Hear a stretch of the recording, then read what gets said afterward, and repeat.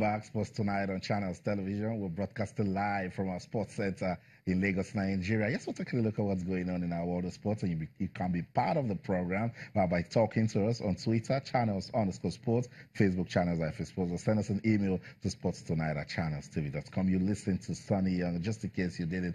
Sonny was giving us updates from the NBA, the U.S. Men's College Basketball Championship. Sonny also talked about Roger Federer. He described him as the age-defying Federer, age-defying Federer. Federer is not stopping. He's giving us the best tennis at 37. What a story Roger Federer is telling to us. You can also talk to us regards, you mentioned Serena Williams. Serena Williams is coming back gradually.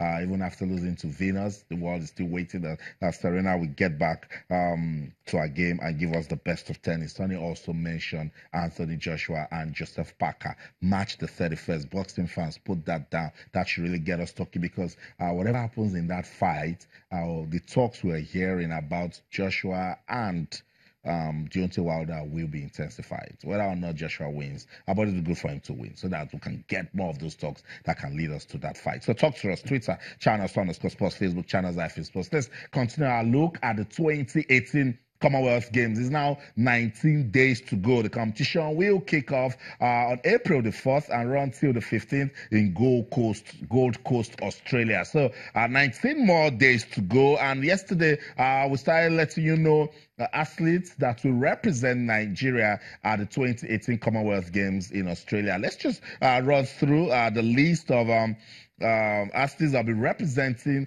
Nigeria in wrestling. Yes, wrestling gets our attention tonight on the program. Yesterday, we brought you boxing and we brought you table tennis. Let's take a look at the wrestlers that will compete for Nigeria at the 2018 Commonwealth Games. We have 12 of them, 6 female wrestlers and 6 male wrestlers. I'll begin with Mercy Genesis in the 15 kg.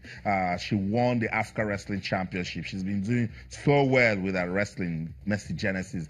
Buster Samuel also is a promising wrestler. Won gold also at the African Wrestling Championships in Port Harcourt, and she is looking at a bright prospect to also win at the Commonwealth Games in Australia.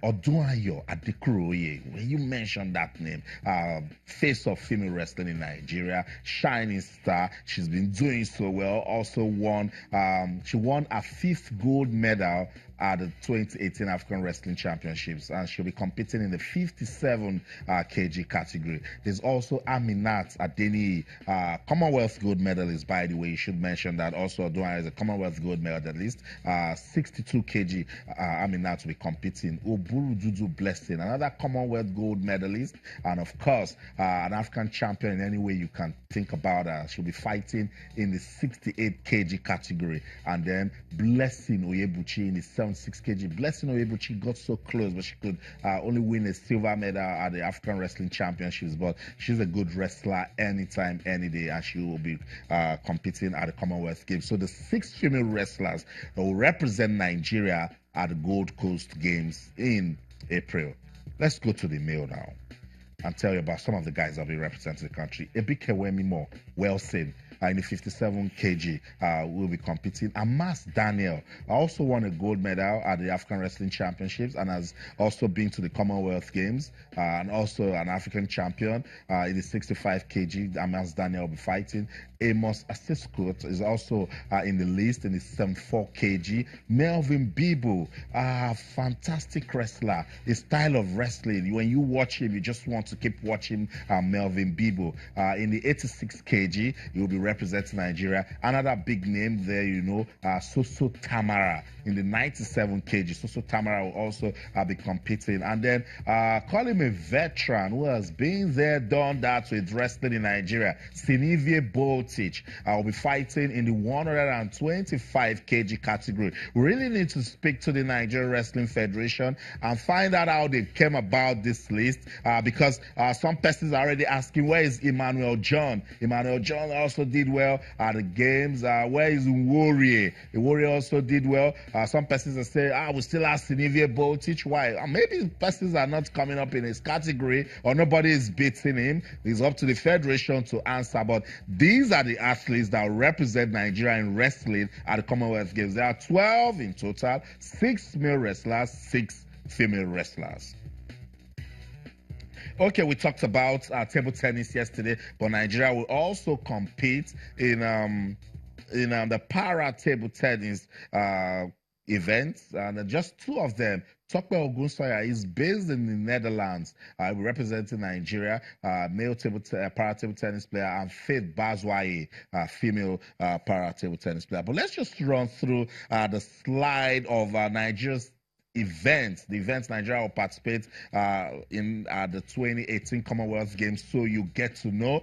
Some you know, but others you don't know. But there are 10 of them, 10 events Nigeria will compete at the 2018 Commonwealth Games. You know, there's, of course, athletics. Nigeria is hoping to turn athletics virtues around at the 2018 Commonwealth Games. There's also basketball. Basketball gets our attention big time on the show tonight. We'll soon get into that discussion. And then there is boxing. We just talked about wrestling. There's boxing also. There's table tennis. We told you the athletes that will be representing Nigeria. A lot of talking points coming out of table tennis. Followers of the sport says, why are we not taking the female table tennis players? It's not fair. It's not right. You can't just take 5 male table tennis players and you're not taking any of the female table tennis players. So it's up to the federation. The federation really needs to explain why they are not going with female table tennis players, because Olufunke Oshanaike is still doing so well. Edem Ofyong is doing so well, made it to the semi-finals at the just concluded Africa Cup in Nairobi.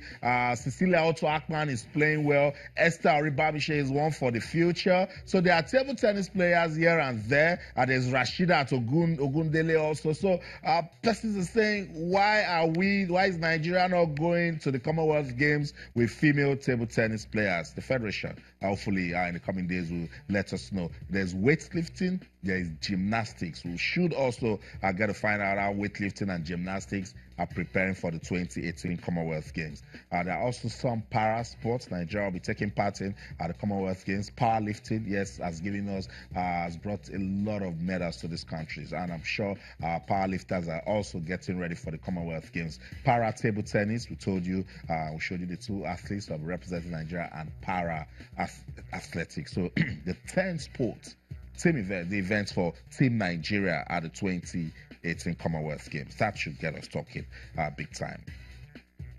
Sports Tonight on Channels Television. Let's quickly take a look at the FIFA ranking that has been done. But before we get into the FIFA ranking, let's welcome our guest to the studio. Onome Appeal joins us now on the program. Onome, good to have you on Sports Tonight. Yeah, great being here once more, Austin. Always a pleasure to be here on the show. I know. Someone will say, now we've seen Onome, FIBA has written a letter. What's your take when you saw that FIBA letter? No, in my head, I was like, it's long overdue. It's been a long time. I expected that FIBA would have come up with this letter since last year when this issue had almost a year, sometime in June when elections were held. But I think it's long overdue. It's high time FIBA said, you know what, this is what we want the federations to do, and this is the next step for Nigerian basketball. Is that the best way to go, ordering for fresh elections? Obviously, I think after everything that we've seen over the past year, with both parties not willing to yield, each person saying, you know what, I'm the rightful person, the other one saying I'm the rightful person, I think this is the best thing to do. Order a fresh election. And FIBA has also brought in some things also to say, okay, if there's going to be a fresh election, there are some things that were lacking in the federation that we're now bringing into place. You know, they highlighted 2 key points about the fact that the general statutes and regulations guiding the member federation, you know, which is the NBBF, was not in line with FIBA's general statutes and regulations, which is why things went wrong. They highlighted that was the main issue with the election that happened in Kano, the Tijani Women's election. So why didn't FIBA step in then? And secondly, also, the other election, the one that happened in Abuja, the one that coronated Musa Kida, they also said there were third-party interference in the elections, which is against FIBA statute. For both elections, you know, were illegal, or there were some sort of wrongdoings, if I'm to put it that way, in the elections, which is why FIBA said, you know what, let there be fresh elections, and this time we're going to step in and put statutes on grounds that will guide the way these elections will run. That's right. Let's just take a look. Let's get into the discussion proper. Let's take a look at that FIBA letter, just so you know that it was an authentic letter from FIBA addressed to Mr. Musa Kida and Mr. Tijani Umar, dated 15th of March 2018. And it says by email only. It says, dear sirs, just straight for the point. FIBA said, look, this is taking too long. Let's just address this issue. Talk to these two guys. It says the FIBA Executive Committee met at the House of Basketball on 3rd of March 2018 and received a report on information collected in recent months, including the various documentation collected by the fact-finding delegation of FIBA, which visited Nigeria in late January. I told you that there was a team here. So let's take a look at the critical points from that FIBA letter to the NBBF.